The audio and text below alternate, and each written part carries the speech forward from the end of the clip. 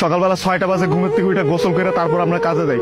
এমনও দিন আছে আমরা সকালবেলা নাস্তাও করি না, রাতের 8টার পরে আসি কাজ থেকে, আইসা যে খানা খামো ওই শক্তিটাও থাকে না, সেখানে আমাদেরকে রান্না করে তারপর খাইতে হয়।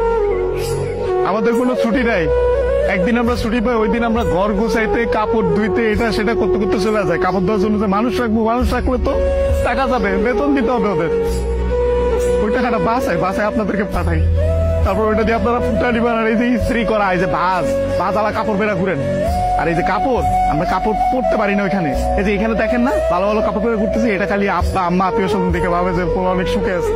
ওখানে তো জামা কাপড় পরার টাইমই পাই না আমরা, কখন জামা কাপড় পরবো, সারাদিন তো ইউনিফর্ম পরেই থাকা লাগে। রাতের বেলা বেলা খাওয়ার পরে এই যে 5টা মিনিট মা বোন বাপের সাথে কথা বলি, ওইটাই আমাদের জীবনে সারাদিনের সুখ। সারাদিন কষ্ট করে ওই যে 5টা মিনিট মায়ের সাথে কথা বলবো, এটার জন্য 16 ঘন্টা 18 ঘন্টা করে আমাদের চাকরি করা হয়।